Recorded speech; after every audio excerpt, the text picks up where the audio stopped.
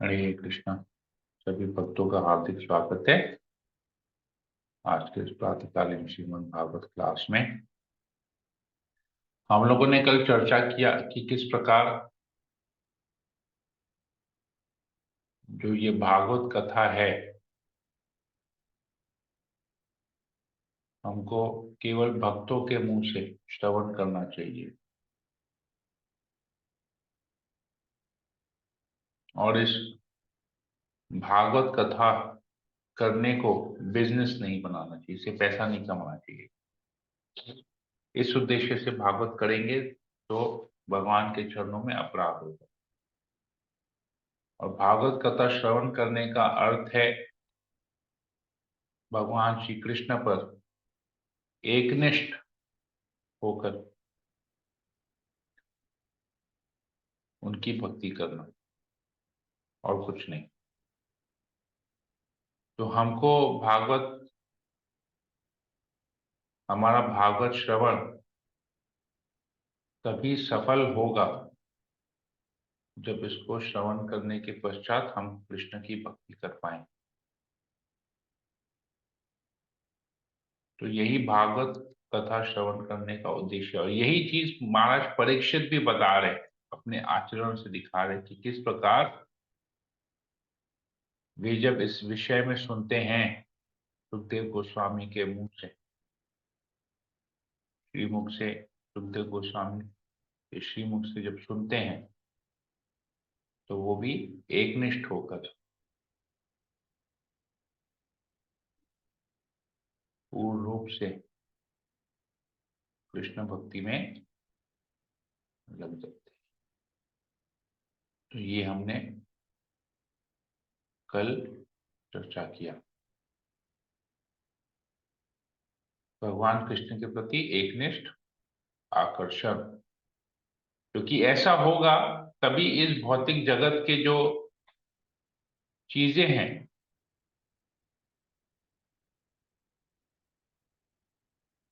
हमारी उससे विरक्ति होगी। अगर आसक्ति बनी रहेगी, प्रभुपाद जी बताते हैं कि किस प्रकार कृष्ण के प्रति आसक्ति और इस भौतिक जगत के प्रति आसक्ति दोनों एक साथ नहीं हो सकता है।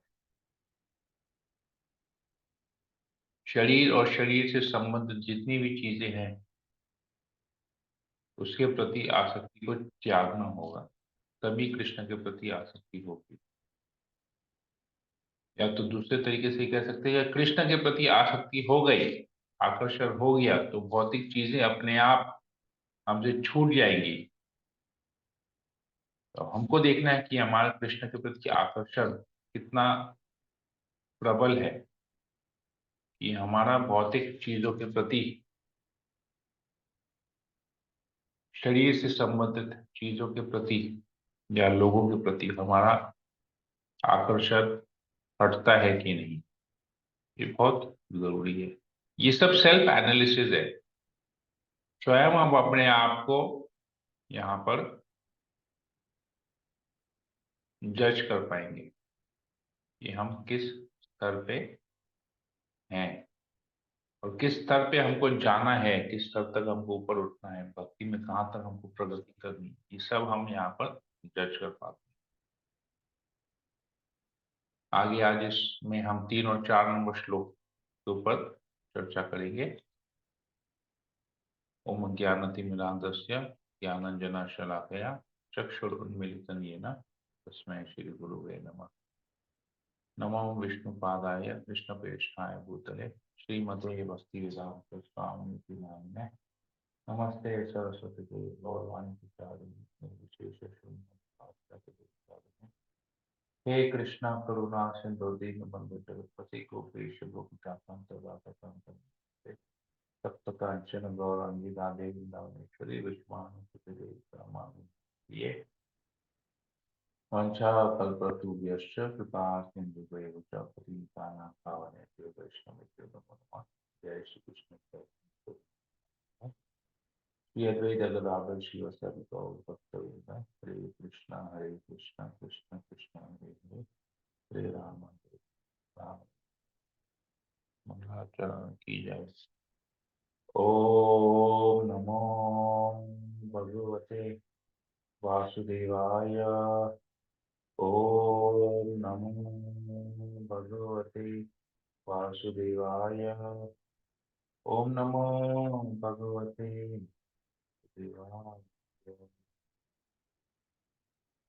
श्रीमद्भागवतम दूसरा स्कंद अध्याय 4 श्लोक नंबर 3 और 4। सूत गोस्वामी बता रहे हैं शौनक आदि ऋषि को, हे महर्षियों, महात्मा महाराज परीक्षित ने भगवान कृष्ण के विचार में निरंतर लीन रहते हुए अपनी मृत्यु को आसन जानकर सारे सकाम कर्म अर्थात धर्म के कार्य, आर्थिक विकास तथा इंद्र तृप्ति त्याग दिए और कृष्ण के लिए सहज प्रेम में अपने को दृढ़ता से स्थिर कर लिया। तब उन्होंने इन सारे प्रश्नों को उसी तरह पूछा जिस तरह तुम सब मुझसे पूछ रहे हो।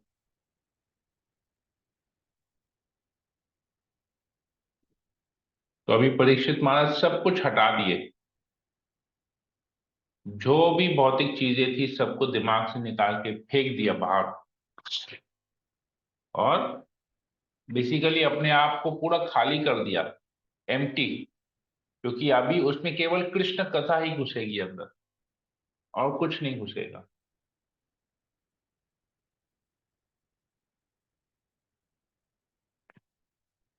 तो इसमें क्या होता है, जब आध्यात्मिक ज्ञान लेने की बारी आती है तो हम इसको ठीक से समझ नहीं पाते,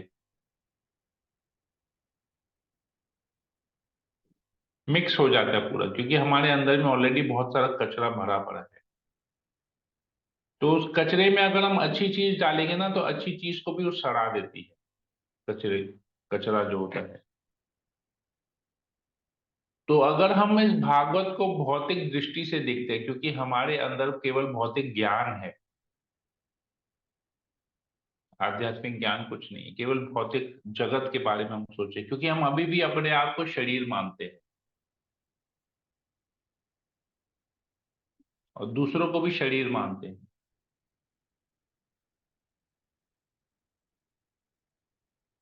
तो ये भौतिक ज्ञान जब तक हमारे अंदर रहेगा, हम आध्यात्मिक ज्ञान को सुन तो लेंगे परंतु समझ नहीं पाएंगे, और उसको हम अपने जीवन में अप्लाई नहीं कर पाएंगे, प्रैक्टिकल एप्लीकेशन नहीं कर पाएंगे।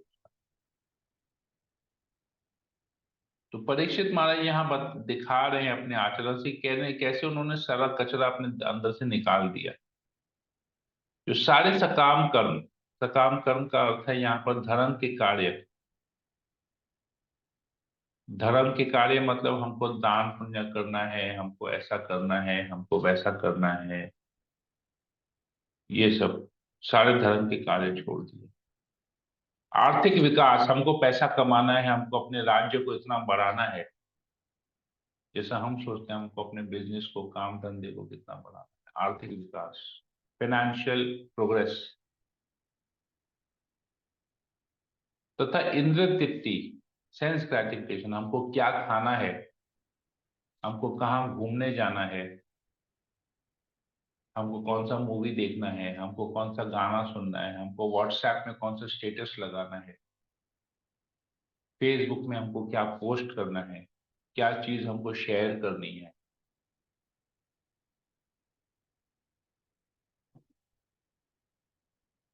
ये सब कुछ, हमको कौन सा मोबाइल फोन खरीदना है, कितना का डेटा का रिचार्ज करना है,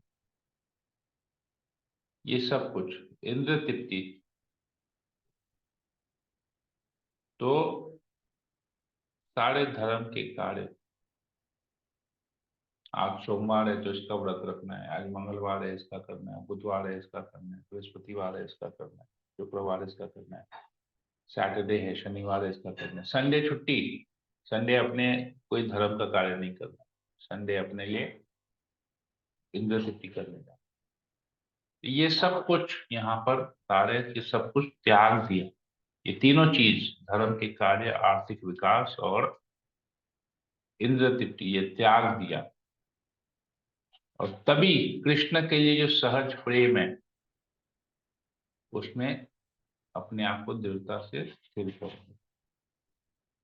तो हमको भी अगर कृष्ण के प्रति अपना प्रेम करना है, चाहते हैं कि हम कृष्ण को प्रेम करें, एकनिष्ठ भाव से प्रेम करें, एकनिष्ठ आकर्षण हो, बहुत सहज तरीके से, मतलब बहुत आसानी से हम प्रेम करें, जैसे हम अपने बच्चों से प्रेम करते हैं। वो नेचुरल प्रोसेस होता है, हमको कोई सिखाता नहीं कि बच्चों को कैसे प्रेम करना चाहिए। नोबडी टीचेज अस, नेचुरल है, अपने आप आ जाता है वो। उसी प्रकार भगवान श्री कृष्ण के प्रति नेचुरल प्रेम होना चाहिए, आर्टिफिशियल हमको कुछ सिखाने की जरूरत नहीं है पड़ी। प्रॉब्लम यह है कि हमको सिखाना पड़ रहा है, क्योंकि हम सकाम कर्म में डूबे हुए, इसलिए हमको सीखना पड़ रहा है, इसलिए हम कहते हैं हम साधक हैं। इसलिए हमको 16 माला जप करवाना पड़, करो नहीं 16 माला, तुमको करना ही है। स्वाभाविक नहीं है, नेचुरल नहीं है, हमको फोर्सफुली करना पड़ता है। खींच तान के माला जप करते हैं, जबरदस्ती हमको बोलते 4 नियम पालन करो, नॉनवेज मत खाओ, चाय कॉफी कुछ मत लो, लहसुन प्याज मत खाओ। क्यों? क्योंकि हमको एक लाइफ को एक डिसिप्लिन करना है। क्योंकि इन सब चीजों के प्रति पालन करते करते इन चीजों के प्रति हमारी विरक्ति हो जाएगी। तो विरक्ति होगी तो हमको कुछ ना कुछ तो चाहिए आसक्ति के लिए, तो कृष्ण के प्रति आसक्ति हो। तो ये प्रोसेस हमको बताता है कि ये नेचुरल नेचुरल बन जाए। जैसे हमने पहले उदाहरण दिया था कि हम जब गाड़ी चलाना सीखते हैं या कोई म्यूजिकल इंस्ट्रूमेंट बजाना सीखते हैं, कुछ भी सीखते हैं, हमको बोला जाता है ऐसे करो, ऐसे करो, ऐसे करो, ऐसे करो। जैसे गाड़ी चलाना सीखते हैं तो हमको बोलते हैं क्लच, पहले क्लच प्रेस करो, फिर गाड़ी को फर्स्ट गियर में करो, सीधा देखो, स्टेयरिंग सीधा रखो, धीरे धीरे क्लच को छोड़ो, एक्सीलेटर को दबाओ तो गाड़ी आगे बढ़ेगी, फिर सेकंड गियर, थर्ड गियर, फिर कुछ प्रॉब्लम आए ब्रेक मारो। हमको सब सिखाते हैं ये प्रोसेस। लेकिन जब सीख जाते हैं तो गाड़ी चलाना एक नेचुरल हो जाता है, फिर हमको ध्यान ज्यादा इधर उधर देखने पड़ता है, हमारा ध्यान पे रास्ते के ऊपर होता है और बातचीत भी करते रहते हैं, गाड़ी भी चलती रहती है। तो क्यों? ये नेचुरल प्रोसेस हो गया, सीख गए। कोई म्यूजिकल इंस्ट्रूमेंट बनाना बजाना सीखते हैं, पहले सब बटन्स को देखना पड़ता है, कौन से बटन से कौन सा आवाज निकल रही है। फिर एक नेचुरल प्रोसेस हो जाता है, हारमोनियम बजाना, गिटार बजाना, उंगलियों के पोजीशन को कैसे रखना, वायलिन बजाना, बांसुरी बजाना, बहुत कुछ होता है। तो एक नेचुरल प्रोसेस हो जाता है। तो ये भक्ति भी एक नेचुरल प्रोसेस करने के लिए हमको ये सब दिया जाता है कि 4 नियम पालन करना है, 16 माला जप करना है। ये करते करते करते करते हम अल्टीमेटली हमारा कृष्ण के प्रति जो सहज प्रेम है वो दृढ़ हो जाएगा। ये चीज यहाँ पर हमको समझा रहे हैं।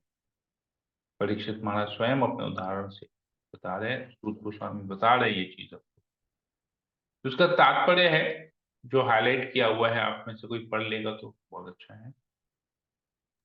हरे कृष्ण प्रभु जी, मैं पढ़ूं? हाँ माता जी मैं पढ़ूं प्रभु जी? पढ़ लीजिए। ठीक, कौन पढ़ेगा? मैं पढ़ती हूँ। आप पढ़ लीजिए माता जी, कोई बात नहीं। ठीक है। हाँ, हरे कृष्ण। हरे कृष्ण। हरे कृष्ण। इस संसार में जीवन संघर्ष में रत बुद्धिजीवों के लिए समानतः धर्म, आर्थिक विकास तथा इंद्रिय तृप्ति ये 3 कर्म आकर्षण होते हैं। वेदों में बताए गए ऐसे नियमित कार्यकलाप जीवन की कर्म कांडीय धारणा कहलाते हैं और सामान्य रूप से गृहस्थों से कहा जाता है कि इस जीवन में तथा अगले जीवन में भौतिक संपन्नता भोगने के लिए इन नियमों का पालन करें। अधिकांश लोग ऐसे कार्यकलापों के प्रति आकर्षित होते हैं, यहाँ तक कि आधुनिक ईश्वरीय विहीन सभ्यता के कार्यकलापों में भी लोग धार्मिक भावना के बिना ही आर्थिक विकास तथा इंद्रिय तृप्ति के विषय में अधिक चिंतित रहते हैं। महाराज परीक्षित को चक्रवर्ती सम्राट होने के नाते वैदिक कर्म कांडीय अनुभाग के ऐसे विधि विधानों का पालन करना अनिवार्य था। लेकिन सुखदेव गोस्वामी की संगति मात्र से वे यह भी भली भांति जान सके कि कृष्ण भगवान श्री कृष्ण ही सर्वसंपा हैं, जिनके प्रति उन्हें अपने जन्म से ही सहज प्रेम था। इस प्रकार उन्होंने समस्त वैदिक कर्मकांडीय कार्यों को त्याग कर भगवान पर अपना मन स्थिर कर लिया। यह सिद्धि अवस्था ज्ञानियों को कई जन्मों के बाद प्राप्त हो पाती है। मुक्ति के लिए प्रयत्नशील ये ज्ञानी सकाम कर्मियों से 1000 गुना अच्छे हैं, और ऐसे लाखों ज्ञानियों में कोई एक वास्तव में मुक्त हो पाता है। ऐसे लाखों मुक्त व्यक्तियों में से बिरला ही कोई एक ऐसा होता है। हरि बोल। हे भगवान, जो भगवान के चरण कमलों में अपने मन को स्थिर कर पाता है, जैसा कि भगवान ने स्वयं भगवत गीता 7.19 में घोषित किया है, महाराज परीक्षित को विशेष रूप से महामना शब्द से विभूषित किया गया है, जो उन्हें भगवत गीता में वर्णित महात्माओं के समान बना देता है। बाद के युगों में भी हरे इस तरह कृष्ण। की बस ठीक है, हरि बहुत हरि बहुत धन्यवाद करने के लिए। ओके, तो यहाँ पर क्या दिया गया, प्रभुपाद जी तात्पर्य में इसी बात को समझाते हैं कि अधिकांश लोग शास्त्र में लिखी हुई बातें, ऐसा करो तो ये फल मिलेगा, ऐसा करो तो ये फल मिलेगा, जो अलंकृत बातें जो है शास्त्र में, उसको फॉलो करते हैं। और विशेषकर गृहस्थ लोग इसको फॉलो करते हैं कि ऐसा करो, इतना दान करो, इतना पुण्य करो, ऐसा करो, वैसा करो, तो तुम सुखी और संपन्न रहोगे। तो सुखी और संपन्न, ये वर्ड हमको यूज बताया जाता है। हम भूल जाते हैं कि भगवत गीता के अनुसार ये भौतिक जगत दुखालय है, और हम कितना भी आर्थिक रूप से या भौतिक दृष्टि से कितना भी संपन्न हो जाए, हमको सब कुछ छोड़ के जाना पड़ेगा। परंतु माया इस प्रकार दिखाती है कि जैसे हम हमेशा ही यहाँ पर रहने वाले, भोग करने की जो हमारी इच्छा होती है वो खत्म नहीं होती है जल्दी से। प्रभुपाद जी थे, अधिकांश लोग ऐसे कार्यकलापों के प्रति आकृष्ट होते हैं।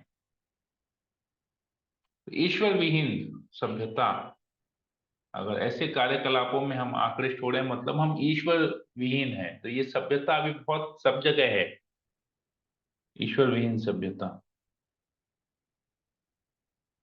इसमें क्या कर लोग धर्म के कार्य को आर्थिक विकास से तुलना करते हैं। भाई हम इतना धर्म करेंगे, हमको इतना पैसा चाहिए, बेसिकली बिजनेस बना देते हैं, धर्म के कार्य को बिजनेस बना दिया है।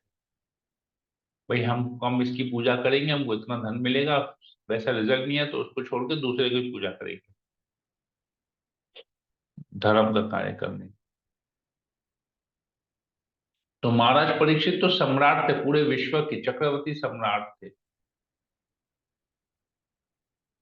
तो वो सम्राट होने के कारण उन्हें इन धार्मिक अनुष्ठानों में भाग लेना पड़ता था, परंतु उन्होंने कभी भी कृष्ण के प्रति अपनी श्रद्धा को, अपनी भक्ति को कम नहीं किया। तो हम किसी भी चीजों में यहाँ पर लगे, वो बाह्य रूप से होना चाहिए, आउटर में लगना चाहिए कि ठीक है, एज ए फॉर्मेलिटी हमको करना, हम कर रहे हैं। उसके प्रति आसक्ति नहीं, आसक्ति होनी चाहिए केवल कृष्ण के प्रति। तो ये चीज हमको यहाँ पर प्रभुपाद जी समझा रहे हैं तात्पर्य से। क्योंकि यहाँ पर परीक्षित महाराज भी गृहस्थ थे, हम भी गृहस्थ हैं। तो गृहस्थ बन के रहना है, गृह मेधी नहीं बनना है। प्रभुपाद जी एक जगह गृहस्थ और गृह मेधी में डिफरेंस समझाते हैं। गृह मेधी कौन है? जो घर में रह के भोग करता है। और गृहस्थ कौन है? इसलिए गृहस्थ आश्रम कहा जाता है, गृह मेधी आश्रम नहीं कहा जाता। गृह मेधी वो है जो भोग करता है, गृहस्थ वो है जो सब कुछ कृष्ण की सेवा में लगाता है। तो वो आश्रम हो गया, जहां पर ईश्वर भगवान सेंटर में रहते हैं, भगवान केंद्र बिंदु हैं सबके। तो वो आश्रम हो गया। और गृहस्थ आश्रम मतलब सब परिवार के जितने भी जन हैं मिलके एकनिष्ठ होके भगवान कृष्ण की सेवा करते हैं। तो हो गया वो आश्रम, गृहस्थ हो गया। और जहां पर कृष्ण को साइड करके ईश्वर विहीन सभ्यता, वहां पर केवल भोग केंद्र बिंदु बनता है जीवन का, तो वो उसको गृह मेधि कहते हैं। तो हमको गृहस्थ बनना है, गृह मेधि नहीं बनना है। सुखदेव गोस्वामी यहाँ बता रहे हैं परीक्षित महाराज को। तो परीक्षित महाराज भी गृहस्थ हैं, गृह मेधि नहीं, तभी वो सुन रहे हैं। हरे कृष्णा। तो भले ही सब कुछ था, तो यहाँ पर प्रभुपाद जी लिखते हैं, सुखदेव गोस्वामी की संगति मात्र से वे ये भली भांति जान सकी कि भगवान कृष्ण वसुदेव ही सर्वे सर्वा है। तो शुद्ध भक्तों का संग हमें करना चाहिए। हम गृहस्थ है तो हमें चाहिए कि हम शुद्ध भक्तों का संग करें, अपना भक्ति में कार्य करें और साथ ही साथ शुद्ध भक्तों का संग भी करें। जब तक हम शुद्ध भक्तों का संग करेंगे तब तक हमको कृष्ण की को पता चलेगा कि किस प्रकार कृष्ण ही सर्वे सर्वा है। जैसे हम लोग अभी भागवत करते हैं, श्रवण करते हैं, भागवत को अध्ययन करते हैं, तो प्रभुपाद जी शुद्ध भक्त हैं, तो प्रभुपाद जी के लिखे हुए ग्रंथों का अध्ययन कर रहे हैं, मतलब हम प्रभुपाद जी का संग कर रहे हैं, शुद्ध भक्त का संग कर रहे हैं, जिससे हम हमें पता चल रहा है, इतना ज्ञान मिल रहा है कृष्ण के बारे में, वसुदेव के बारे में, इतना हमको ज्ञान मिलता है। तो धीरे धीरे धीरे धीरे जब हम इस प्रकार का संग करते हैं, प्रतिदिन हम संग करते हैं, तो धीरे धीरे हमारे अंदर भी कर्म कांडीय कार्यों को त्याग कर भगवान पर अपना मन स्थिर कर लेना हम सीख जाएंगे।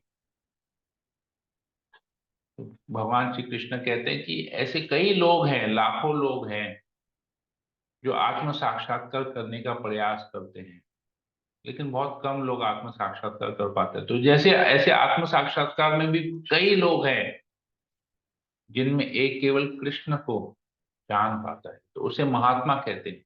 यहाँ पर परीक्षित महाराज भी उस प्रकार के महात्मा हैं। बहुनाम जन्मनानंते ज्ञानवान प्रपतन्ते वासुदेव सर्वइति स महात्मा सुदुर्लभ। तो वासुदेव सर्वे सर्वा है, वासुदेव सर्वइति स महात्मा सुदुर्लभ, भगवान कहते हैं बहुत दुर्लभ है वो व्यक्ति। हरे कृष्णा। तो हम यहीं पर ही रखते हैं, किसी को कोई प्रश्न हो, कोई कमेंट हो तो आप पूछ सकते हैं, बोल सकते हरे कृष्णा प्रभु जी। हैं। माता जी बोलिए। प्रभु जी, जैसे इसमें बताया गया है कि सब चीज को त्याग कर मतलब भक्ति में लग जाओ, लेकिन पहले ये भी तो बताया गया था कि भौतिक जगत की जो हमारी जिम्मेदारियां हैं, हमें उनसे भागना नहीं चाहिए, उनके साथ रहकर ही हमें भक्ति करनी चाहिए। Okay, confusion confusion confusion. यहाँ पर बोल रहे छोड़ने के लिए, वहां पर बोल रहे जिम्मेदारी को पूरा करने के लिए। तो क्या करें, जिम्मेदारी पूरा करें न छोड़ दें? राइट। जिम्मेदारी पूरा करते करते भक्ति करनी है ना प्रभु जी। एक्चुअली प्रॉब्लम हम में क्या है, हमको जैसे कोई कोई बोलता है ना छोड़ने के लिए, तो गड़बड़ हो जाता है। भाई लहसुन प्याज छोड़ना पड़ेगा, चाय कॉफी छोड़ना पड़ेगा, पिक्चर देखना छोड़ना पड़ेगा, न्यूज़पेपर पढ़ना छोड़ना पड़ेगा, ये छोड़ना पड़ेगा, वो छोड़ना पड़ेगा, वो छोड़ना पड़ेगा, वो छोड़ना पड़ेगा। तो उसमें हमारा टेंशन हो जाता है जब कोई हमको बोलता है छोड़ने के लिए।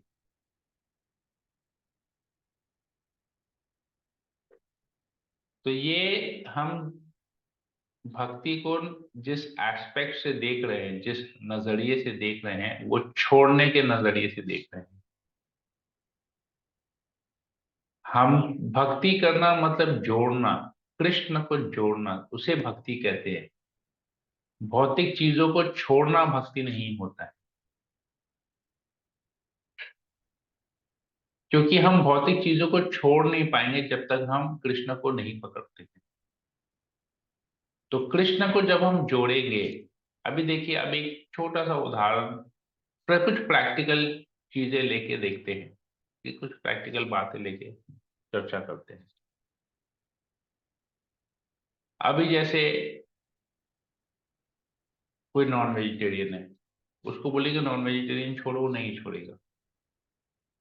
कोई वेजिटेरियन है लेकिन लहसुन प्याज खाता है, उसको बोलेंगे लहसुन प्याज छोड़ो तो नहीं छोड़ेगा। क्यों? क्योंकि छोड़ने की बात आ रही है। अभी वहीं पर किसी व्यक्ति को बोलेंगे कि तुम कृष्ण को भोग लगा के खाओ, तो स्वादिष्ट उसको कृष्ण का भोग प्रसाद के रूप में मिलेगा, बहुत टेस्टी टेस्टी मिलेगा, राजभोग मिलेगा, ये मिलेगा, वो मिलेगा। तो उस स्वादिष्ट प्रसादन के प्रति जब उसकी आसक्ति हो जाएगी कि हाँ इतना सुंदर होता है प्रसाद, कृष्ण को भोग लगा के खाते हैं, इतना सुंदर है, इतना टेस्टी, इतना स्वादिष्ट है, कृष्ण की कृपा मिली है, प्रसाद की ग्लोरीज के बारे में वो सुनता है और फिर प्रसादम लेता है, तो क्या होगा? उसको प्रसाद के प्रति आसक्ति हो जाएगी, तो केवल प्रसाद ही खाएगा। तो क्या नॉनवेज, क्या लहसुन प्याज, वो तो छूट गया, छोड़ने के लिए प्रयास नहीं करना पड़ा, जोड़ने के लिए प्रयास करना पड़ा, कृष्ण को जोड़ दिया सब। तो what is more easy practically, छोड़ना या जोड़ना?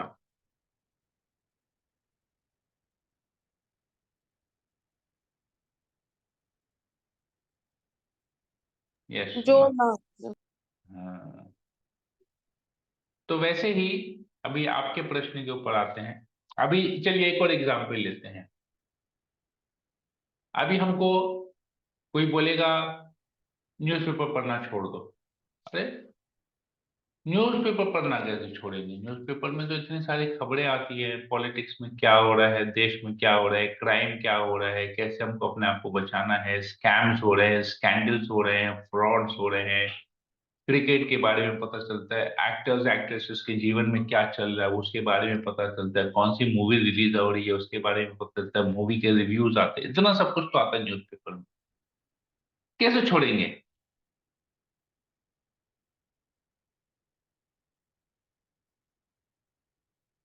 संभव नहीं है। लेकिन छोड़ना बहुत डिफिकल्ट है न्यूज़पेपर। लेकिन जब हम भागवत पढ़ते हैं या गीता पढ़ते हैं, भक्तों के संग में, भक्तों के गाइडेंस में रह के पढ़ते हैं, हमको इतना अच्छा लगता है कि हमको इच्छा होती है हम और पढ़े इसके बारे में, हम और सुने इसके बारे में। तो जितना ज्यादा सुनेंगे, जितना ज्यादा पढ़ेंगे, तो समय तो भागवत पढ़ने में, गीता पढ़ने में चले गया, तो न्यूज़पेपर पढ़ने का टाइम नहीं मिला। और अल्टीमेटली क्या होता है, न्यूज़पेपर डेली न्यूज़पेपर आएगा, डेली उसको पढ़ेंगे, अल्टीमेटली महीने के एंड में वो कूड़े में जाएगा, कचरे में जाएगा, रद्दी वाले के पास जाएगा, या कागज को हम यूज करेंगे। जैसे हमारे यहाँ पर न्यूज़पेपर हम लोग लेते यूज करते हैं दुकान का शीशा पोछने के लिए, काउंटर का शीशा पोछने के लिए, न्यूज़पेपर से शीशा बहुत अच्छा पोछाता है, कोई काम नहीं है हमारे। अल्टीमेटली उस खबर को जिसको हम पढ़ रहे हैं वो अल्टीमेटली रद्दी में जा रहा है, दैट इज कचरा। अब कोई हमको बोले कि हमने, प्रभु जी ना हमने ना गीता पढ़ लिया पूरा, अब ना हम इसको रद्दी में डाल रहे हैं। कोई ऐसा करता है हमने भागवत पूरा पढ़ लिया, अब ना इसको रद्दी में डाल रहे हैं। नहीं, गीता जब पूरा पढ़ लेते हैं ना दोबारा खोल के पढ़ते हैं, भागवत पढ़ लेते हैं दोबारा खोल के पढ़ते हैं, कि वो चीज बार बार पढ़ने से अच्छा आता है और कुछ नया ज्ञान मिलता है, नया समझ में आता है। लेकिन उसी न्यूज़पेपर को आप डेली पढ़िए, आज 26 तारीख है, आज 27 तारीख है, 27 तारीख का न्यूज़पेपर को आप डेली खोल के पढ़िए, अरे पुराना खबर हो गया, पुराना खबर हो गया, नया क्या है, नया क्या है? तो गीता लेकिन वैसा नहीं, गीता है पुराना, 5000 साल पहले कृष्ण ने कहा था, लेकिन जब पढ़ते नया लगता है, कुछ नया सीखने को मिलता है, कुछ नया समझने को। तो न्यूज़पेपर छोड़ने के लिए प्रयास नहीं करना पड़ा, गीता पढ़ने के लिए प्रयास करना। तो जब गीता पढ़ने का प्रयास करेंगे तो न्यूज़पेपर अपने आप छूट जाएगा। तो इसीलिए हमको जीवन में कोई भी चीजें त्यागनी नहीं है, ये छोड़ना बहुत डिफिकल्ट है। परीक्षित महाराज ने छोड़ दिया क्योंकि कृष्ण के प्रति आसक्त हो गया, तो उसको, उनको छोड़ने का प्रयास नहीं करना पड़ा। ये उन्मरणासन पे थे वो 7 डेज, तो ही न्यू कि अभी कृष्ण के ही प्रति हमको शरणागत होता है, मेरे पास दूसरा कोई ऑप्शन है नहीं, क्योंकि शुद्ध भक्त है, because he knows he is going back home, back to godhead. अभी आप किसी बाहर गांव में रहे हुए हैं, और आपके पास, आप वहां पर काम कर रहे हैं, वहां पर नौकरी कर रहे हैं, वहां पर आपको बहुत अच्छा सैलरी मिल रहा है, वहां पर घर है, सब कुछ है, लेकिन आपको एक ऑप्शन मिला, एक ही फ्लाइट है, अब उस जगह में अटैक हो गया किसी प्रकार से, वहां पर बहुत सारा कुछ, कोई भी नेचुरल कैलामिटी हो गई है कुछ, और आपको अपना जान बचा के भागना है वहां से। तो अभी आप क्या करें? नहीं, आप सोचेंगे अरे नहीं, मेरा इतना अच्छा नौकरी है, मेरा पैसा है, मेरा जीवन भर कमाई है, मैं आगे कैसे करूंगा, क्या करूंगा, या जान बचा के भागेंगे वहां से? क्यों? हमको अपने घर जाना है वापस, अपने माता पिता के पास वापस जाना है, अपने परिवार के पास वापस जाना है, तो यही सोचेंगे, बाकी सब सेकेंडरी हो जाएगा, प्राइमरी हो जाएगा, अपने माता पिता के पास वापस जाना। कितना सैलरी मिला, कितना कमाया, सब कुछ एज इट इज छोड़ देंगे। जैसे पार्टीशन के समय हुआ था, सब लोग जब इधर उधर पार्टीशन हो रहा था, सब लोग अपना सब कुछ त्याग के आ गए वहां से, चलो यार जान बचेंगे, आगे चल के कुछ तो कर लेंगे। तो यही चीज जो भक्त है ना, वो जान जाता है कि ये जीवन में जो उसको जो भी कुछ हम करेंगे वो टेम्पररी है। अल्टीमेटली हमको सब कुछ छोड़ना है, चाहे हम किसी चीज को पूरा कर पाए, चाहे अधूरा छोड़ दें, वो छूट ही जाएगा हमसे, वो कभी कोई चीज पूरा होगा भी नहीं। तो इससे अच्छा भगवत धाम चले जाओ, वहां पर हमेशा जीवित रहेंगे, और तो जन्म और मृत्यु है ही नहीं, क्योंकि वहां पर अपने आत्मा के स्टेटस में हम जो है उस स्टेटस में रहेंगे। तो वो लक्ष्य होना चाहिए।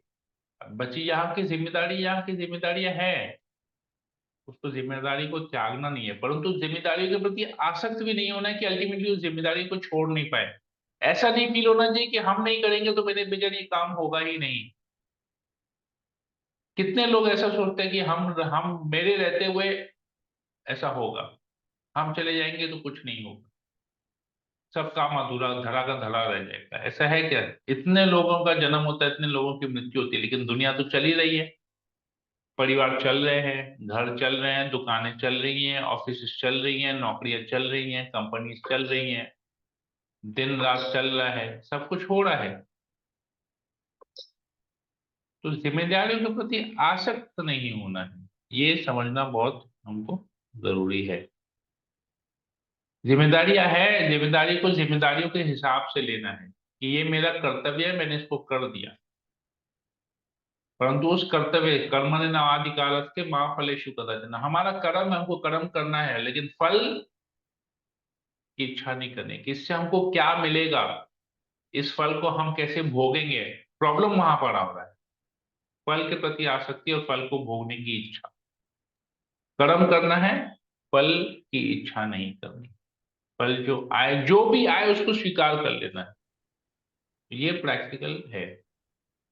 इधर त्यागने की बात नहीं आ रही है, इधर तो परीक्षित महाराज मरणासन पे थे, बोलकर उन्होंने त्याग दिया, लेकिन त्यागा कैसे? अपने पीछे सब कुछ छोड़ के गए, ठीक है अब तुम लोग की जिम्मेदारी, अब मैं रिटायरमेंट ले रहा हूं, तो हमारा त्यागना जो है रिटायरमेंट प्लान होना चाहिए। जैसे मेरे पिताजी थे, मेरे पिताजी को हमने काफी टाइम तक बोला था कि आप रिटायर कर जाइए, आपकी उम्र हो गई है, अपने जीवन को अभी और कितना समय है आपका पता नहीं है।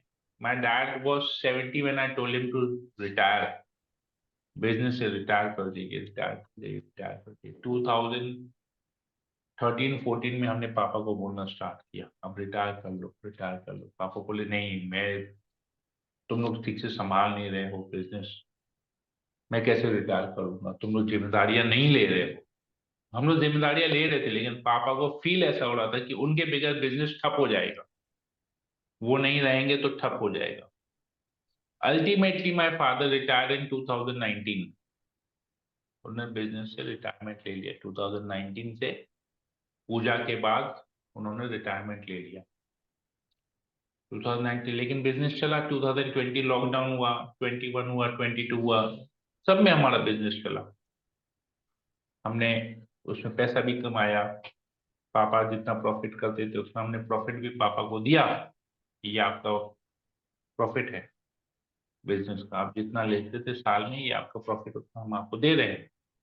तो बिजनेस चला ना, तो डैड अल्टीमेटली रियलाइज कि हाँ, तो वो फिर अपना जो जीवन था उसको भजन भक्ति में लगा दिए। तो भजन भक्ति में लगा, अल्टीमेटली उन्होंने इस लास्ट ईयर अक्टूबर में पूजा में उन्होंने 2019 ही रिटायर, 2023 पूजा के समय उन्होंने अपना शरीर छोड़ दिया। तो अल्टीमेटली तो रिटायर करना पड़ेगा ना, क्योंकि ये एहसास करना पड़ेगा कि अब हमने अपनी जिम्मेदारियों को पूरा कर लिया है, तभी हम रिटायर कर पाएंगे। तो ये हमको समय अनुसार उतना ज्ञान होना पड़ेगा कि हमको कब रिटायरमेंट लेना है। आजीवन हमारा शरीर उतना साथ नहीं देगा कि हम सब कुछ कर पाएंगे, सारी जिम्मेदारियां ले पाएंगे। अल्टीमेटली रिटायरमेंट लेना है। तो यहाँ पर छोड़ने का मतलब है रिटायरमेंट लेना, किसी दूसरे को एक मतलब किसी और को उसकी योग्यता के हिसाब से उसको समझा के उसको ट्रेनिंग देके अपने आप को वहां से निकल जाना। छोड़ने का मतलब, त्यागने का मतलब यहाँ पर आ रहा है, ये मतलब है कि we have to assign this responsibility to somebody else. उसको वैसा ट्रेनिंग देके, वैसा शिक्षा देके उसको उस पदवी पे बिठा देना, खुद निकल जाना और अपने भजन भक्ति में लग जाना। आई होप नेहा शर्मा माता जी, मैंने आपका प्रश्न का उत्तर दे पाया। बिल्कुल प्रभु जी, एकदम क्लियर है। Thank Hare you. कृष्ण प्रभु जी। एक छोटा सा उदाहरण मैं अपने ऊपर बताती हूँ। हाँ माता जब जी मैं बोलिए। जुड़ी नहीं थी भक्ति से, मतलब इस्कॉन से नहीं हम्म, जुड़ी थी, और जब मैं इस्कॉन से जुड़ी, धीरे धीरे मेरी भक्ति बढ़ती गई। सेवा भी इस्कॉन में बहुत हो रहती थी, गार्लिक सेवा ये सब। तो हम्म, पहले बच्चों, शनिवार इतवार मैं ट्यूशन पढ़ाती हूँ, सारा दिन इसमें बिजी रहती हूँ। तो हम्म, बच्चों को रहता था शनिवार इतवार तो मम्मी हमारे लिए रखेगी। तो हम्म, आते थे घर में, मैं बनाना खाना उनके लिए ये सब करती थी। तो धीरे धीरे मैं बिजी होती गई, तो फिर बच्चों को फिर ये रहता था, नहीं नहीं मम्मी तो होगी नहीं। पूछो मम्मी से, भाई मम्मी है घर में है या नहीं है, या कहीं गई है अपनी भक्ति में, कहीं भक्ति वृक्ष है, कहीं गई है। मतलब एक टाइम ऐसा है, उन्हें मुझे पूछना पड़ता था। पहले मैं उनके लिए वो हम्म, रखती थी कि नहीं, बच्चों के लिए ये। तो मैंने फिर ये चीज मैंने देखी कि धीरे धीरे हम्म, मतलब ये लिफ्ट वाली चीज ये खत्म हुई है।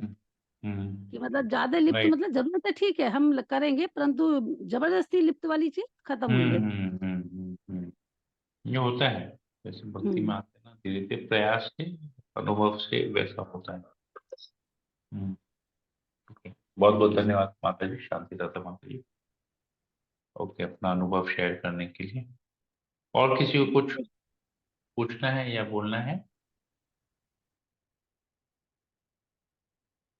हरे कृष्णा प्रभु जी, धन्यवाद, प्लीज प्रणाम।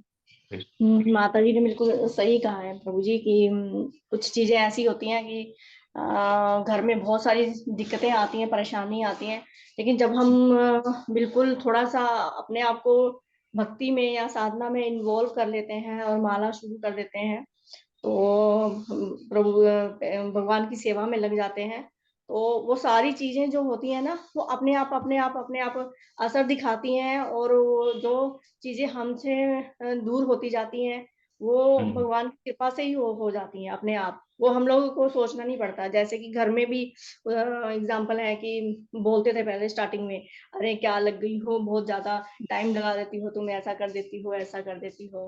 तो धीरे धीरे उन लोगों को भी अब धीरे धीरे समझ में आ गया कि नहीं, अब जो भी कर रही है बिल्कुल ठीक कर रही है, तो थोड़ा अब उनका भी इन्वॉल्वमेंट शुरू हो गया है।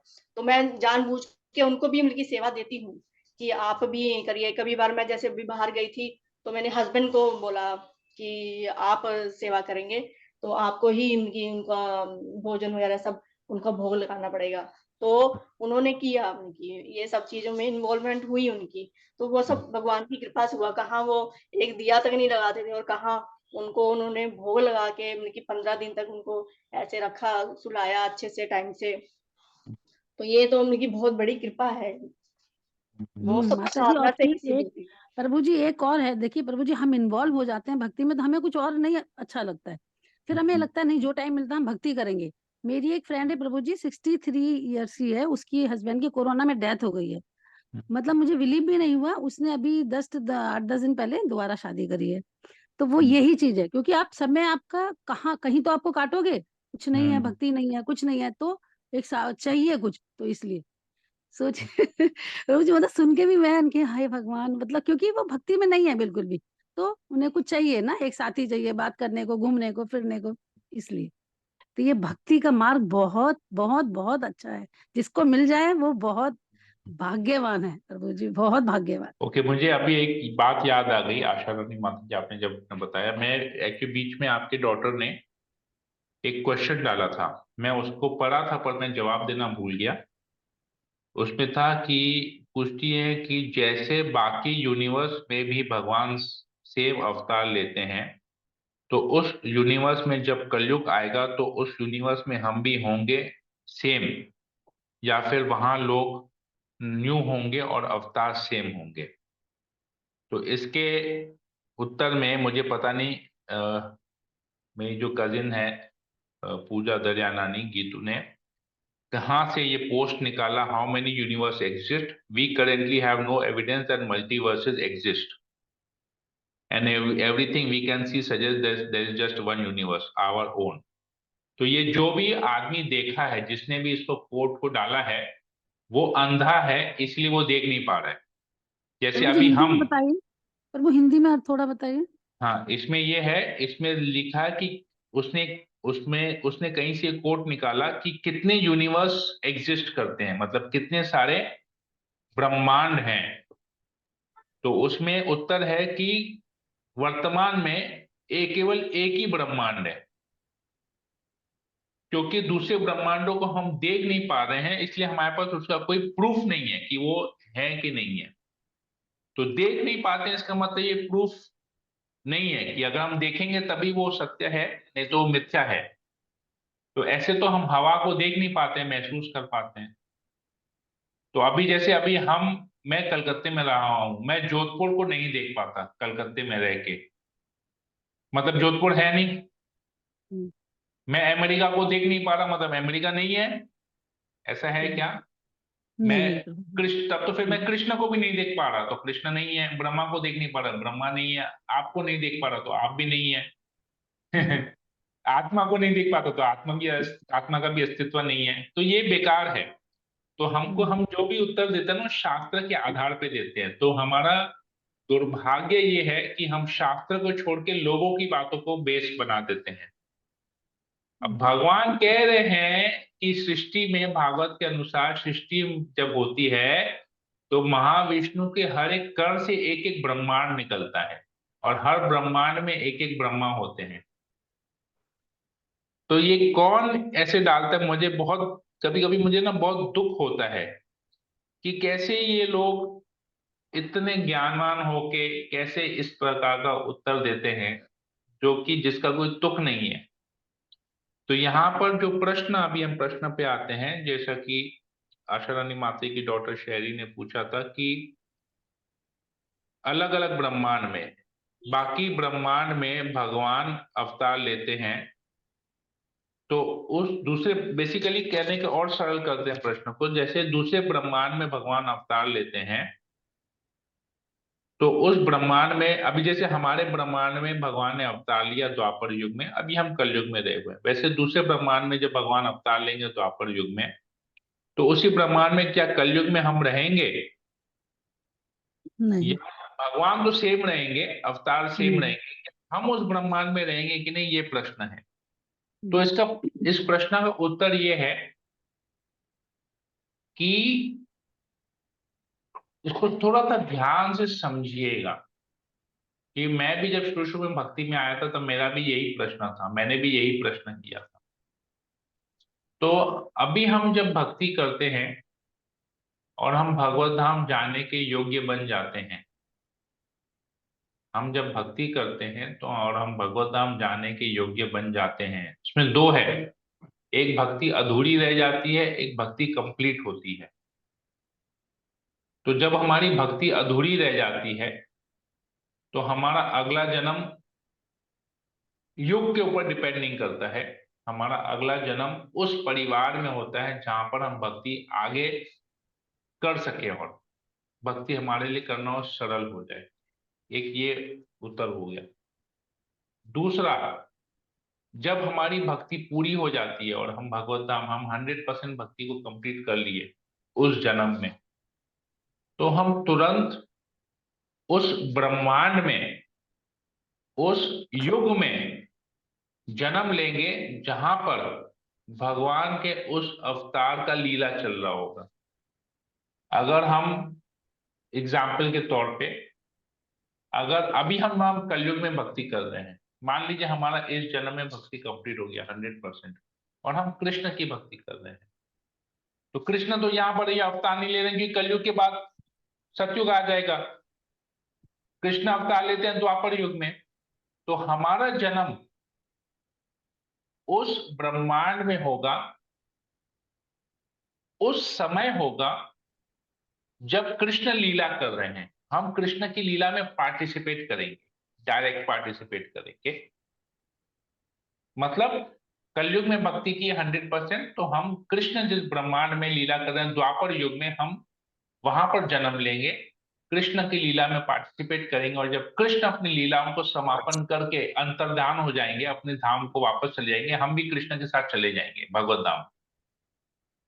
अगर हम रामचंद्र की भक्ति करते हैं तो हम उस ब्रह्मांड में जाएंगे जहां पर अभी रामचंद्र की लीला चल रही है।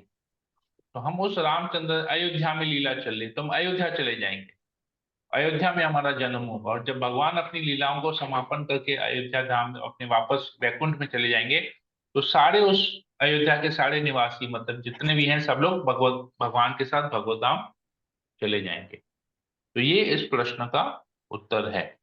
तो कलयुग में शरीर छोड़ रहे हैं, कलयुग में भक्ति कर रहे हैं, तो कलयुग में जन्म होगा ऐसा नहीं है। भक्ति नहीं हुई कंप्लीट तो हमारा उस जन्म, वहां पर जन्म होगा जहां से हम भक्ति आगे बढ़ पाएंगे।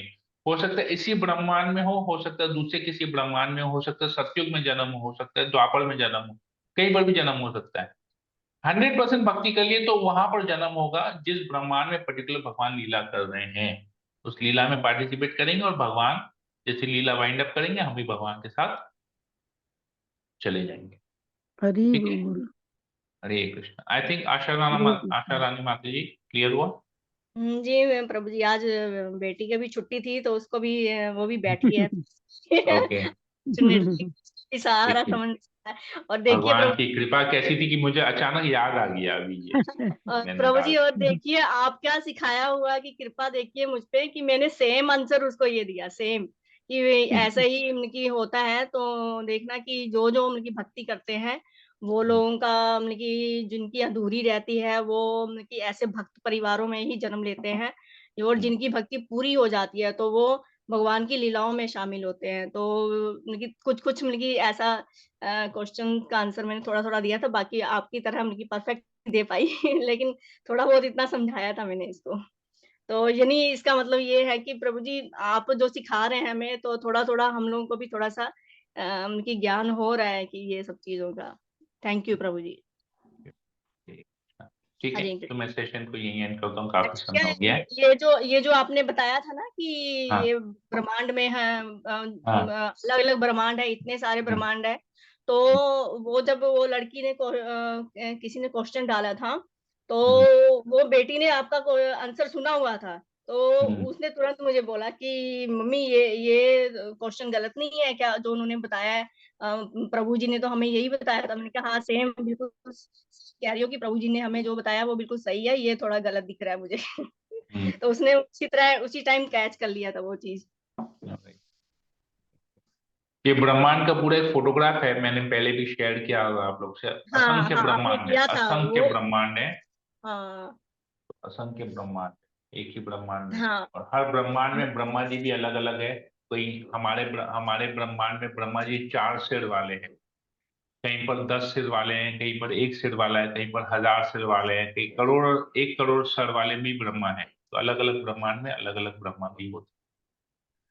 ये ब्रह्मा भी बद्ध जीव के अंदर में आते हैं, उनका भी प्रभु जी, जन्म मृत्यु होता है। ये जो विष्णु जी ये हैं जो उनके गर्भोदकशाही विष्णु जी हैं, इसके अलावा और कितने हैं वो मैं नाम भूल। गर्भोदकशाई विष्णु, कारोदकशाई विष्णु, शिरोदकशाई विष्णु। तो कारोदकशाई विष्णु के, जब वो उसको कारोदकशाई विष्णु को महाविष्णु कहा जाता है। ये पुरुषावतार है, भगवान कृष्ण के पुरुषावतार है, जो पर्पस, क्रिएशन के पर्पस से, सृष्टि के पर्पस से ये अवतार आते हैं। तो कारण दक्षाई विष्णु कारण सागर में लेटते हैं, जब निद्रा करते हैं तो निद्रा की अवस्था में उनके हर एक रोम से एक ब्रह्मांड निकलता है।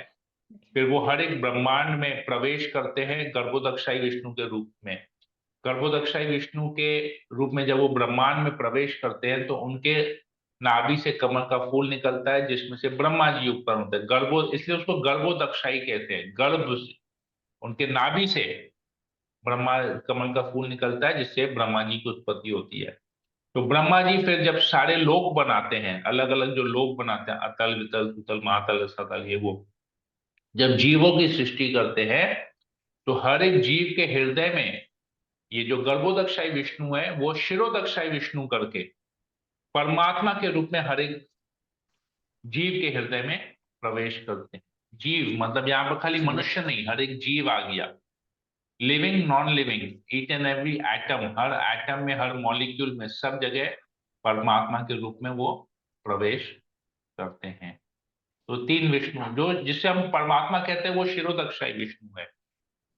और ब्रह्मा जी की उत्पत्ति होती है गर्भोदक्षाई विष्णु से। और जब ब्रह्मांड की उत्पत्ति होती है महाविष्णु इनसे उत्पत्ति कारण जो है कारणोदक्षाई विष्णु से उत्पत्ति है। तो तीन विष्णु है। कारणोदक्षाई विष्णु जिनसे ब्रह्मांड की उत्पत्ति होती है, गर्भोदक्षाई विष्णु जिससे ब्रह्मा जी की उत्पत्ति होती है, और शिरोदक्षाई विष्णु जो परमात्मा के रूप में सबके हृदय में है। ठीक है, क्लियर हुआ? जी ब्रह्म जी, ब्रह्म जी। हरे कृष्ण। हरे कृष्णा। ठीक है, तो मैं सेशन इंदिरा जैन माता ji, you wanted to ask something, I saw you are unmuting twice. आपको कुछ बोलना था? नहीं प्रभु जी, आज की क्लास में तो बहुत ज्यादा आनंद आ रहा है। वही हम सोच रहे थे, यही बोलना चाह रहे थे। और भी मैं अपना एक्सपीरियंस भी बताना चाह रही थी प्रभु जी। यस, मैं तो कहीं पे भी नहीं रीच कर पाई क्योंकि मैं किसी को चेंज नहीं कर पाई। तो वही थोड़ा सा मन में रह जाता है। हाँ, मेरे हस्बैंड, मैं नहीं बनाती हूँ तो नहीं खाते हैं, लेकिन उन्होंने छोड़ा नहीं है, बाहर से मंगा के खा लेते हैं। कोई दिक्कत नहीं है, बाहर से भले मंगा के खाएं। पद्म पुराण के अनुसार जो व्यक्ति अगर जीवन में एक बार भी उन्होंने महाप्रसाद को चखा है तो उनके लिए मुक्ति का द्वार खुल जाता है। तो you don't have to worry. प्रसाद तो रोज ही खिलाती हूँ। हाँ, तो बस तो हो गया ना। You are already working on rose is progress. दिया भी जलाती हूँ जब मैं यू नहीं आर रहती हूँ वर्किंग तो। On is progress, so that is a big achievement. सोचिए, आप चीजें भक्ति नहीं कर रहे हैं, आप भक्ति कर रहे हैं, वो आपके साथ रहे हुए हैं, वो भक्त संग ऑलरेडी उनको मिल रहा है, तो that is a very big achievement. बस भगवान यही करे तो अच्छा। हाँ, तो ये अचीवमेंट है। Take it this that this is a very big achievement. आप उनको भक्त बना रहे नहीं बना रहे वो अलग बात है, तो भक्त बन गए क्योंकि आपके साथ रहे हुए हैं। He is associating with devotees. तो very simple, he is having prasadam, what else do you want. मान लीजिए अगर कोई बोलता है अरे मेरे को खाना ही नहीं है, ना मैं खाऊंगा ना तुमको खाने दूंगा, तो सोचिए क्या होता। नहीं नहीं, इज वेरी लिबरल। हाँ, तो which means he is favourable, he is letting you do yes what you want to do.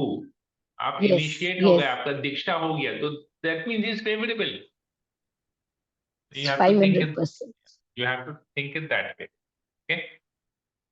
ठीक है तो प्रभु जी, ऐसा मत थैंक यू बोलिए वेरी आपने उसको मच। चेंज नहीं किया, आपने उनको चेंज कर लिया तभी तो वो आपको करने दे रहे हैं। तो we have to see it that way. Hare Krishna. Hare ठीक है, मैं कृष्ण सेशन को प्रभु। यही एंड करता हूँ। हरे कृष्णा कृष्ण कृष्ण हरे हरे, हरे हरे राम कृष्ण हरे राम हरे हरे। हरे राम। पंचाकल्पतरुभ्यश्च कृपासिन्धुभ्यश्च कृपा पतितानां सिंधु पावनेभ्यो नमो नमः। वैष्णवेभ्यो की जय, जगद्गुरु प्रभुपाद की जय। की जय। हरे हरे कृष्ण प्रभु।